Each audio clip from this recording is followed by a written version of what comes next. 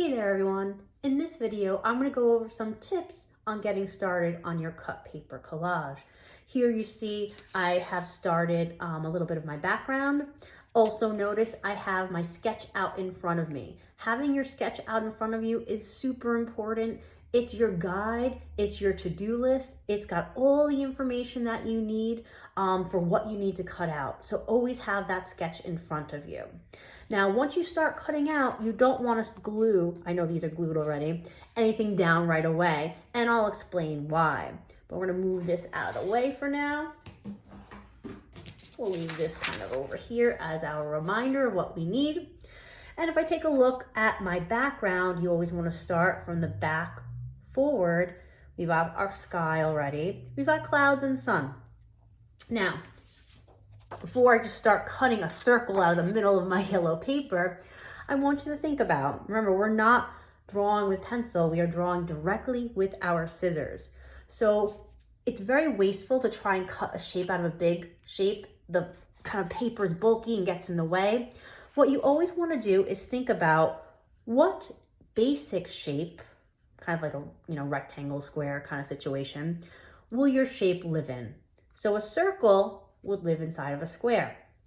So what I'm going to do is cut out a square to begin with. That's around the same size of my circle, maybe a little bit bigger, understanding that some of it's going to get cut away. Now it doesn't have to be a perfect square.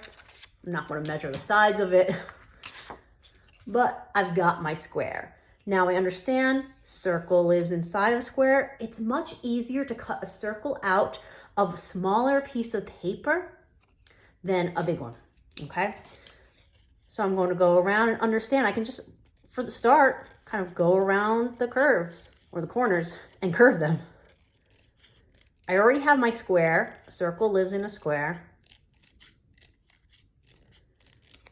Now it's not the most perfect. You go back in and you refine. I'm like, oh, it's a little lumpy over here. Fix that. Fix that. That's why you always want your original shape that you're cutting out to be maybe a little bit bigger, because you're going to understand that you're probably going to cut away some more. That's fine. Get rid of my garbage. Now, don't glue it down right away, because understand I might want to overlap it with other things. So what I do is I'm going to place it. I have a little envelope. My envelope may or may not have some extra stuff in it already. Place it in there. Okay.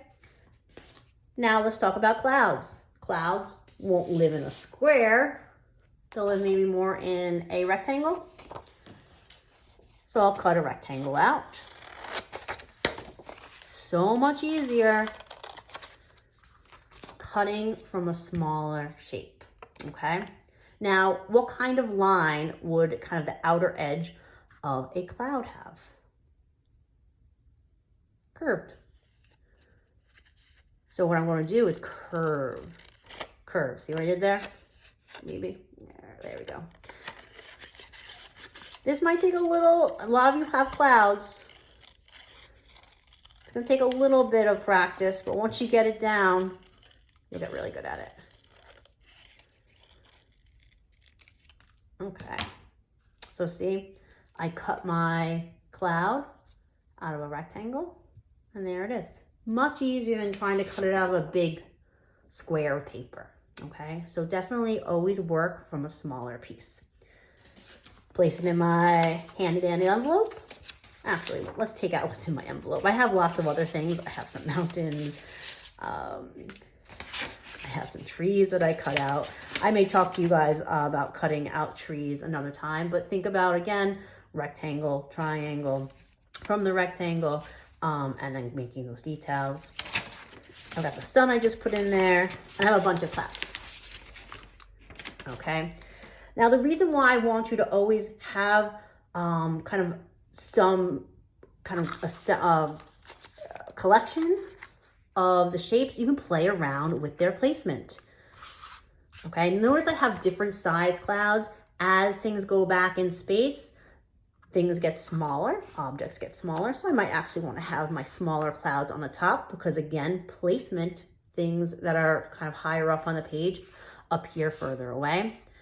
I can look at my picture. My picture for clouds, I don't really have to like be, 100% on it, and I'm not actually gluing anything down today anyway, but I'm kind of showing you how you have that ability to now move things around, okay? Include now my mountains in this. Oops, I actually have this as a straight line. I cut that previously, so I'll put that on that side, I guess. But play around with overlapping, with kind of moving things around. Don't commit to gluing anything down just yet until you are definitely ready, okay? Now, it doesn't mean you have to have everything cut from your picture, but you want to kind of have a basic idea of what you have. Because once that sun is glued down there, and all of a sudden you realize, or this mountain rather, say I put the mountain down, I forgot to put the sun, and I want to have the sun behind the mountain, kind of sunk. So definitely kind of play around with your order of things and how things overlap each other. Remember, overlapping objects create that sense of space. One other thing I wanted to show you is if you want a detail like this little snow cap, it's pretty easy to do. Now, we can't trace in the normal sense of using a pencil, but I'm going to show you another trick to trace. So I'm going to again cut a bit of a rectangle. I'll do this one actually because there's more of a hump there. And if I place the white piece of paper on top of it and then turn it over, what I can do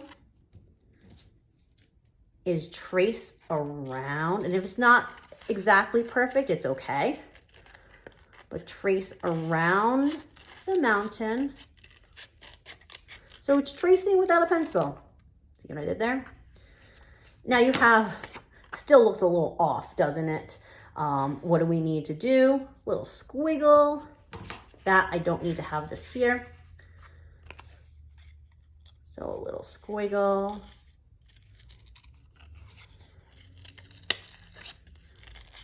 A wavy line, if you will.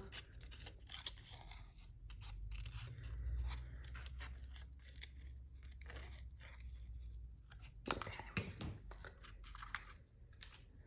And then you place that on top, and now you have a snow-capped mountain. Okay, so this can go for anything that you want to add a detail to, and you need to kind of go around the contour. It's a little cheating method without using pencil still, but you're kind of tracing. See how it goes around there? Good luck. Make sure that you are saving all of your shapes inside of an envelope. Don't glue right away. Have kind of an idea of placement and play around with that before you commit. All right, everyone, good luck.